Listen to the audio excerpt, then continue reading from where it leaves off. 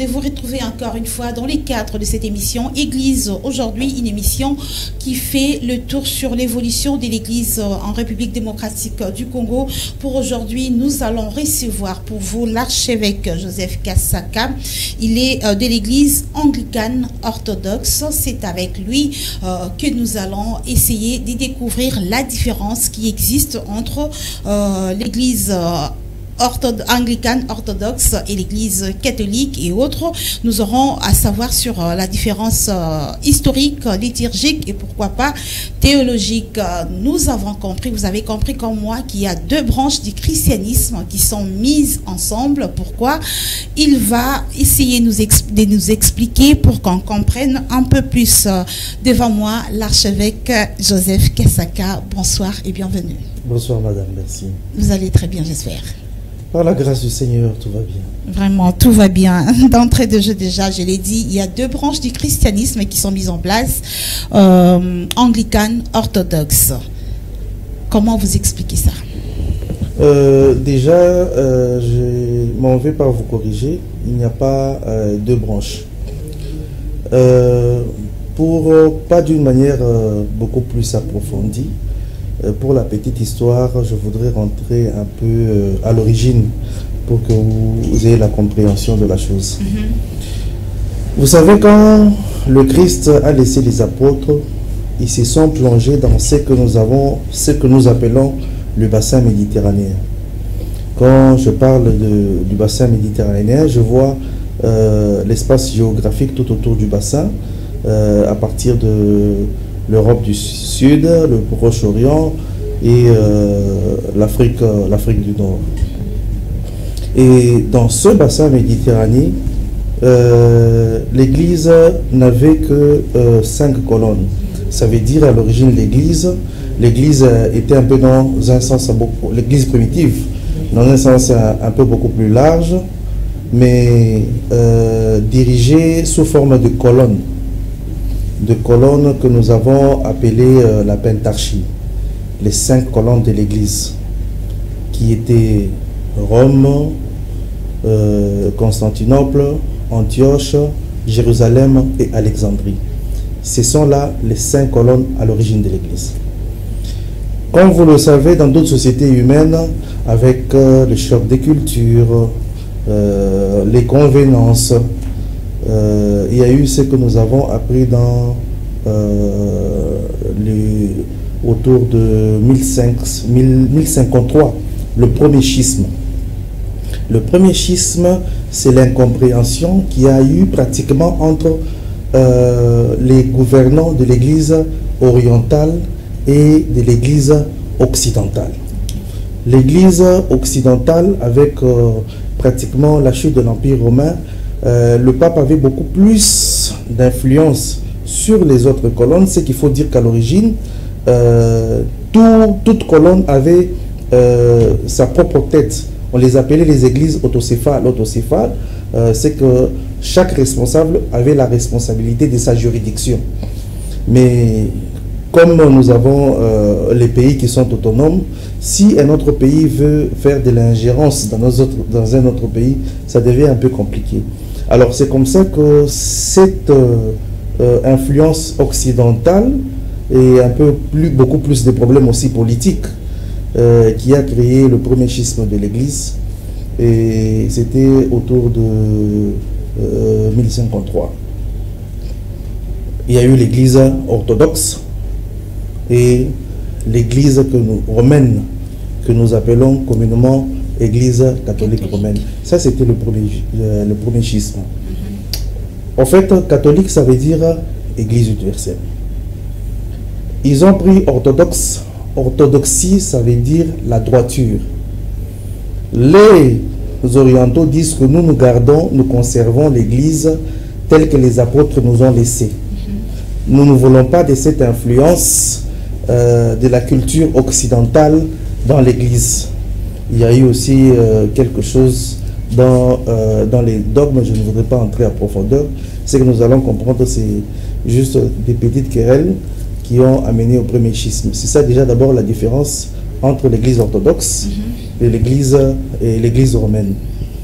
Mais maintenant, dans la suite, dans l'église romaine. Il y a eu pratiquement au début du XVIIIe siècle le roi Henri VIII. Henri VIII qui a eu des démêlés avec le pape. Bon, il y a toute une histoire à raconter tout autour, mais si vous entrez dans les archives, vous allez comprendre que c'était toujours un problème politique. Il y a eu mésentente entre le pape et le roi.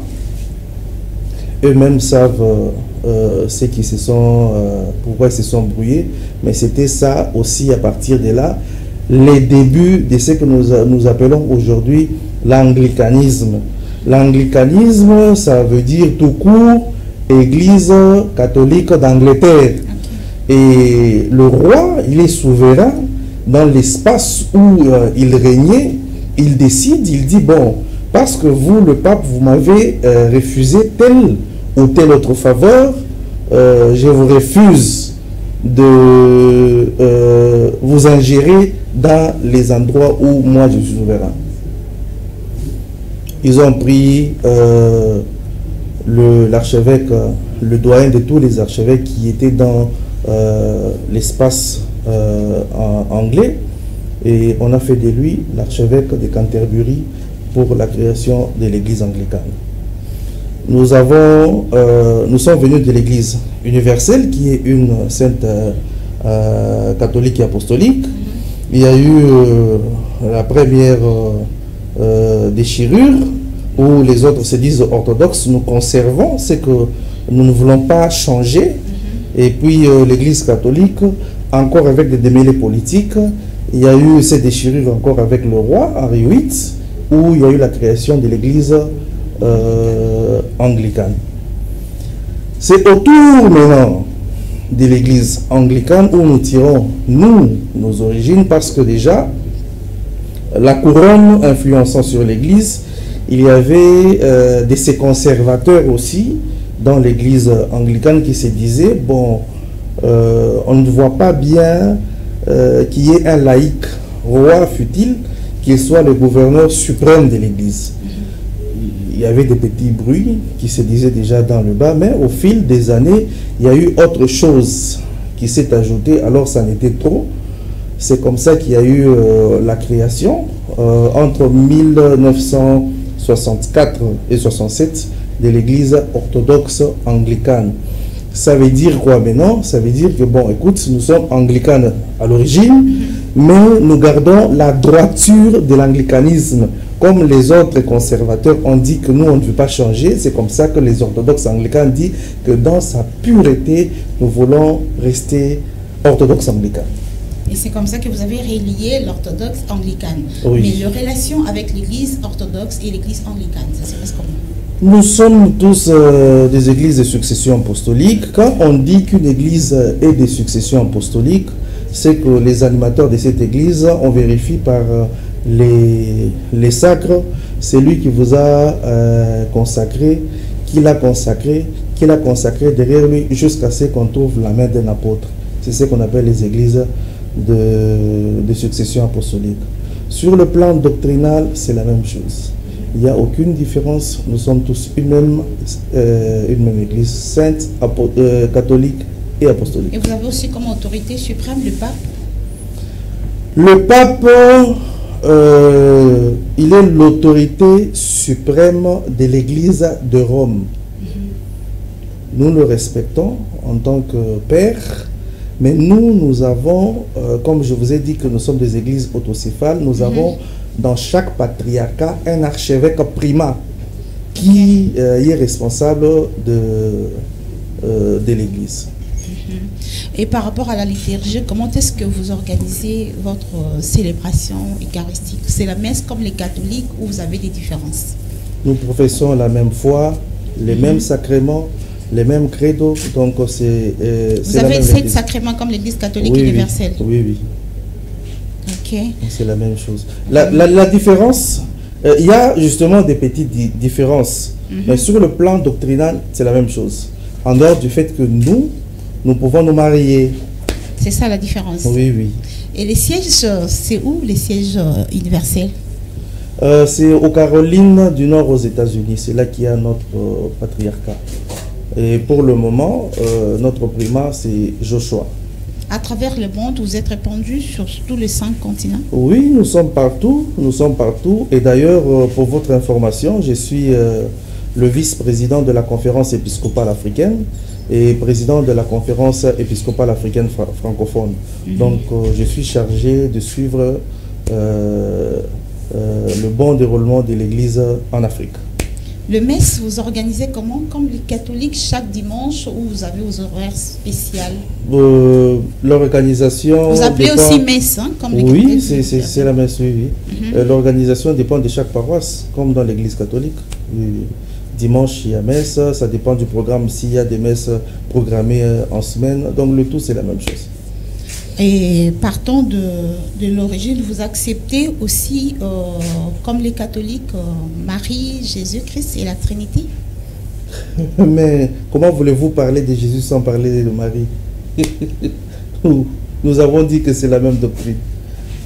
C'est la même doctrine, vous l'avez dit. Oui. Et pensez-vous qu'aujourd'hui, comme vous avez réussi à vous former Église orthodoxe anglicane, à travers vous, on peut réussir à unir ces deux églises, à redevenir une fois l'Église catholique, ou vous pensez que vous pouvez toujours rester avec cette divergence de foi?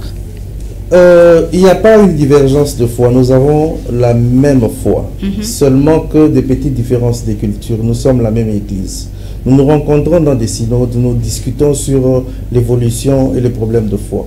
Donc c'est peut-être au niveau de vous, chrétiens, laïcs, que vous trouvez qu'il y a des différences. Mais nous-mêmes, quand nous sommes là, nous savons que nous sommes une même église. Mais il n'y a pas de divergence entre vous et l'église catholique, ou entre l'église orthodoxe anglicane et l'église anglicane et l'église orthodoxe? En tout cas, qu'est-ce que vous entendez par divergence? Vous voulez... Par rapport à l'organisation de l'église, par rapport aux relations. Vous savez, l'église est une organisation confessionnelle. Et cette organisation dépend de chaque responsable. Vous voyez, nous n'allons pas faire les choses, par exemple, de la même manière copier-coller comme l'église de Rome. Non, non. Nous pouvons créer notre propre organisation, mais pourvu que ça respecte aux rites et dogmes de notre foi. Et vous avez quel rite, l'église orthodoxe? C'est le même rite. C'est le même rite que je viens de vous dire. C'est pourquoi je voulais savoir pourquoi vous n'étiez pas resté catholique universel et vous avez préféré créer ça malgré ce que vous avez relevé comme origine avec ce qu'il y a eu pour provoquer cette dissolution. Pourquoi vous n'êtes pas resté seulement catholique universel? Je venais de vous le dire. Là où il y a les humains dans toute société, les difficultés ne manquent pas. Alors, ces problèmes, c'est beaucoup plus d'ordre politique. C'est d'ordre politique et aussi d'ordre culturel. Donc, ce n'est pas une question de personnel ou dire qu'il y a eu quoi que ce soit. Non, non. Avec l'évolution du temps, à un moment donné, dans une société, les gens ne peuvent pas être d'accord sur tous les points de vue. Alors ça, on respecte. Et si je vois dans cette direction, bon, il n'y a pas de problème, mais pourvu que, quand on parle de l'unité de l'Église, nous sommes ensemble.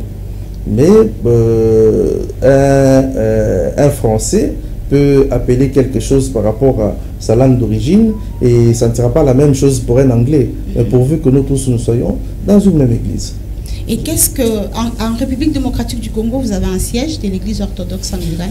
L'Église orthodoxe anglicane épiscopale du Congo, oui, nous avons comme siège Lubumbashi, l'archidiocèse de Luoshi. C'est là qu'il y a notre siège, mais nous sommes représentés partout en province. Et la hiérarchie de l'Église se présente comment? Il y a un archidiocèse, et dans cet archidiocèse, il y a subdivisé en plusieurs diocèses qui sont fédérés par ce que nous appelons la CENEC, la Conférence nationale épiscopale du Congo. Donc il y a une conférence qui regroupe tous les évêques pour l'organisation administrative de l'Église. Qu'est-ce qu'on peut retenir de l'Église orthodoxe anglicane elle se diffère des autres églises, vous l'avez dit, et qu'est-ce qu'on peut retenir de cette église anglicane en attendant qu'elle se répande partout en République démocratique du Congo? Elle s'est déjà répandue partout en République démocratique du Congo. Vous avez parlé d'un seul siège à Lubumbashi. Le siège national. À Kinshasa, il y en a. D'ailleurs, je suis accompagné par notre représentant qui est dans ce plateau. Je ne sais si ça sera impossible de le voir à la caméra. Justement. Donc, nous avons un espace ici à Kinshasa. Le siège national, pour le moment, se trouve à Lubumbashi. Mais nous sommes représentés dans toutes les provinces. Je venais de vous dire ici que nous avons une conférence épiscopale. Et cette conférence épiscopale, c'est l'ensemble de tous les évêques répartis en République démocratique du Congo. Chacun dans sa province. Il y a un évêque à Kananga, il y a un évêque à Kisangani, il y a un évêque à Lubumbashi. À Lubumbashi, là, il y a plusieurs évêques. Il y a celui qui est au Tanganyika, au Lualaba, et tout le reste. Et l'ensemble de tous ces évêques se réunissent dans ce que nous appelons la CENEC, la Conférence nationale épiscopale du Congo. Et cette CENEC travaille en collaboration avec l'archidiocèse, qui est l'organe suprême de l'Église ici en RDC, et dirigé par l'archevêque métropolitain qui suit devant vous. Ok. Et qu'est-ce qu'on peut retenir de façon générale de l'Église orthodoxe anglicane? Ce que nous pouvons retenir de l'Église orthodoxe anglicane épiscopale du Congo, c'est que nous sommes une Église des traditions catholiques. Nous professons la foi catholique et nous dispensons la parole du Seigneur dans sa totalité. Le message que je peux donner à la population congolaise, c'est un message d'amour, surtout pendant cette période de guerre, et un message de cohésion nationale. Nous ne nous laissons pas diviser par les appartenances. Oh, tel est catholique, oh, tel Senko, Sénèque ou quoi que ce soit, nous sommes tous enfants de Dieu. L'important, c'est de vivre, parce que le Christ lui-même, quand il est descendu ici sur terre, ce n'est pas qu'il a apporté une religion quelconque. Le Christ, il a prêché le royaume de Dieu. Et ce que je demande à la population congolaise, c'est de vivre ce royaume de Dieu. C'est ça le message. Vous êtes sûr apparemment qu'un jour l'union entre l'Église catholique, orthodoxe, anglicane, pourrait-elle être possible avec cette démarche? Cette union est déjà possible parce que quand nous prions, nous n'avons pas de couleur. Nous sommes en union toujours de prière. Peut-être que la différence est sur le plan matériel, mais sur le plan spirituel, nous sommes un seul corps. Merci beaucoup, archevêque Joseph Kasanga, pour avoir accepté notre invitation. Y a-t-il une question ou une préoccupation qui n'a pas été soulevée que vous voulez dire en guise de dernier mot par rapport à notre émission de ce jour? Non, je voudrais peut-être revenir sur mes mots et me présenter correctement auprès de téléspectateurs. Je suis l'archevêque métropolitain de l'église anglicane orthodoxe épiscopale du Congo et notre siège national se trouve à Lubumbashi et nous avons une conférence nationale épiscopale qui regroupe les évêques de toutes les provinces. Pour les gens qui veulent nous contacter, je donne mon numéro, c'est le 082 187 37 12. À travers ce numéro, si vous voulez qu'on puisse entrer à profondeur sur un détail ou quoi que ce soit, ou même sur le partage de la parole du Seigneur, nous sommes prêts à vous recevoir. Merci bien. Vraiment, le numéro est déjà donné si vous voulez en savoir aussi un peu plus sur l'église orthodoxe anglicane. Le numéro de l'archevêque métropolitain de l'église orthodoxe anglicane est là. Il a dicté. Merci, je l'ai dit déjà, comme vous avez accepté de répondre à notre préoccupation sur ce plateau de l'émission Église aujourd'hui, où nous avions cherché à découvrir l'origine de cette église orthodoxe anglicane avec l'archevêque Joseph Kasanga. Merci à vous, chers téléspectateurs, de nous avoir suivis et on se retrouve prochainement pour un autre numéro.